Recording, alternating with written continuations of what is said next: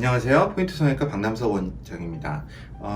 오늘 보실 사진은요, 중년 여성의 눈입니다.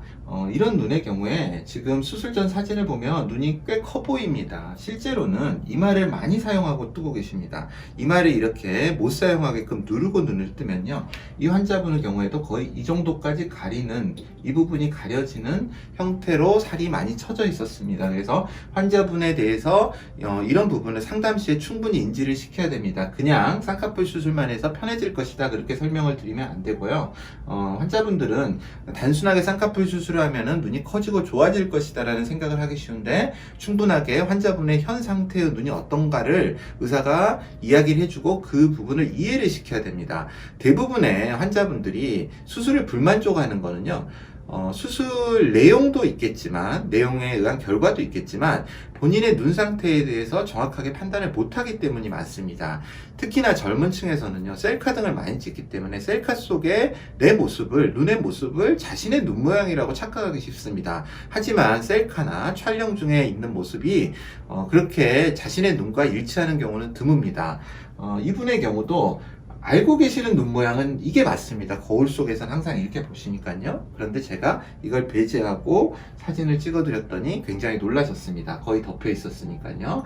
그리고 또 한 가지는, 이런 분들은 이마에 보톡스를 맞으면 굉장히 눈이 무거워집니다. 그래서 함부로 보톡스를 맞으시면 안 됩니다.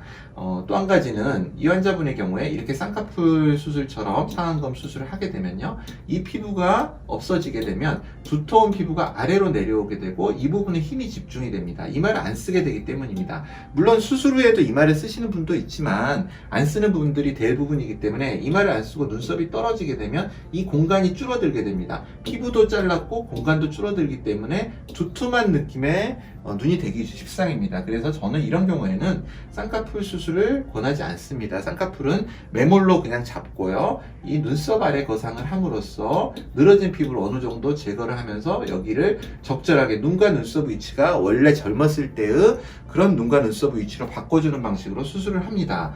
지금은 이 수술 후의 사진은 수술 후 일주일째라서 여기에 실밥 자국이 있지만은, 수술 후에는 사실 눈썹 아래 거상술의 경우에는 흉을 거의 걱정하실 필요가 없습니다. 실제로 문신을 하지 않아도 흉이 거의 안 보이기 때문에, 시간이 보통 한두 달만 지나도 거의 안 보이기 때문에 환자분들이 문신을 안 하시는 경우도 있습니다. 그 정도로 흉이 별로 안 남고요. 물론 제대로 잘 꼬매야 된다는 전제 하입니다. 가끔 보면 눈썹 아래 거상술 후에 흉이 굉장히 심하게 남는 분들이 있습니다. 그런 분들은 사실 좀 테크니컬한 오류라고 봐야 되겠죠. 디자인을 잘 해야 되고요. 또 가끔 여기까지 디자인을 하시는 분들이 있습니다. 선생님들이. 그런 경우에는 흉이 굉장히 보이게 됩니다. 다시 한번 그 부분에 대해서는 좀 생각을 해봐야 될 필요가 있을 것 같습니다. 저는 이 부분을 거의 건드리지 않습니다. 이 부분이 이쪽이 많이 늘어진 경우는요, 이 안에서 부분 절개로 오히려 해결을 합니다.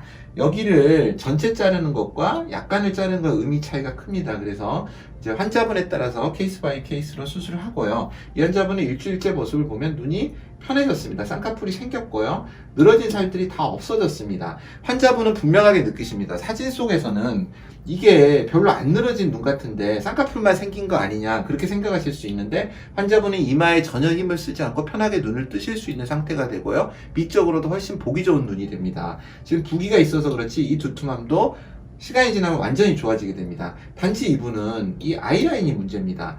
보통 아이라인을 만들 때, 아이라인을 하시는 분들이, 문신을 하시는 분들이 이거를 화장한 것처럼 보이게 하기 위해서 늘어져 있는 피부에 최대한 넓게 해서 화장처럼 보이게 합니다.